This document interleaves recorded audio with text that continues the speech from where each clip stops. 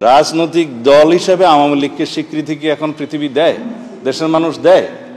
আওয়ামী লীগ একটি ফেসিবাদী শক্তি, আওয়ামী লীগ একটি মাফিয়া শক্তিতে পরিণত হয়েছিল। আওয়ামী লীগ দীর্ঘদিন ফেসিবাদ এবং মাফিয়াতন্ত্রের চর্চা করেছে বাংলাদেশের মানুষের উপরে, এবং তারা যে অত্যাচার, নিপীড়ন, নির্যাতন, গণহত্যার মধ্য দিয়ে তাদের পরিসমাপ্তি ঘটিয়েছে, নিজেদের রাজনৈতিক মৃত্যু ঘটিয়েছে। এরপরও তার রাজনৈতিক is no more political party. এটা একটা মাফিয়া পার্টি, এটা একটা মাফিয়া শক্তি, এটা একটা ফেসিবাদী দল। সুতরাং রাজনৈতিক দলের কোনো তকমা দিতে চাই না। আওয়ামী লীগের ডিএনএতেই গণতন্ত্র নাই, রাজনৈতিক চর্চা। আওয়ামী লীগ নিষিদ্ধের ব্যাপারে বিএনপির পার্টিসিপেশন, মানে শাহবাগে যে আন্দোলন হচ্ছিল না, ওইটা নিয়ে একটু সমালোচনা হচ্ছিল। আমরা শাহবাগে কেন যাব? আমাদের দাবিতে আমরা মাননীয় প্রধান উপদেষ্টাকে দীর্ঘ কয়েক মাস আগেই লিখিতভাবে দিয়েছি, মৌখিকভাবে দিয়েছি। আমরা বিভিন্ন সেমিনার, সিম্পোজিয়ামে বলেছি, বিভিন্ন অনুষ্ঠানে বলেছি। আমরা শাহবাগে যেয়ে কথা বলতে হবে কেন? আমি আশঙ্কা করছি, যদি গণতান্ত্রিক যাত্রাপথে, গণতান্ত্রিক উত্তরণের পথ পরিক্রমায় যদি দীর্ঘায়িত কোনো পদক্ষেপ নেওয়া হয়, কৌশল অবলম্বন করা হয়, হয়তো সরকারকে বিব্রত হতে পারে। দীর্ঘ কয়েক মাস আগে এই দাবিটা মাননীয় প্রধান উপদেষ্টার কাছে লিখিতভাবে প্রদান করেছিলাম, যে আওয়ামী লীগকে গণহত্যা এবং মানবতা বিরোধী অপরাধের দায়ে আওয়ামী লীগকে রাজনৈতিক দল হিসেবে বিচারিক প্রক্রিয়ায় আনতে হবে, বিচারের আওতায় আনতে হবে।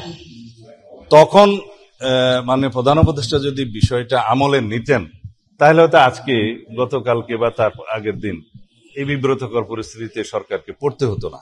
আমরা বাংলাদেশের 18 কোটি মানুষ এই আওয়ামী লীগকে দেখতে চাই না, কারণ এই আওয়ামী লীগ বাংলাদেশ স্বাধীন হওয়ার পর থেকেই তাই বাংলাদেশের মানুষের উপর নির্যাতন করে এসেছে, গণতন্ত্রকে ধ্বংস করেছে, একদলীয় শাসন ব্যবস্থা বাকশাল প্রতিষ্ঠা করেছে। বন্ধুগণ, ওই আমাদের ভাইরা ছবি তুলছেন, টেলিভিশন দেখাচ্ছেন, তাই না? সব বন্ধ করে দিয়েছিল, শুধুমাত্র 4টা পত্রিকা খোলা রেখেছিল। সাংবাদিকদের স্বাধীনতা সেদিন ছিল না।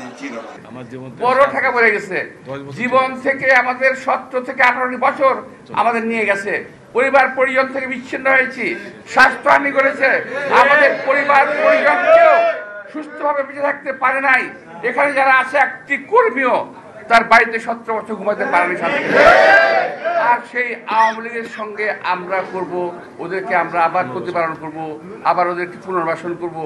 এটা হলো যারা বিএনপিকে জেলাস করে, অর্থাৎ দেখতে পারে না, পছন্দ করে না, যাদের অজনপ্রিয় একটি দল, এরা গোষ্ঠী, এরা বিএনপিকে কালার করার চেষ্টা করছে।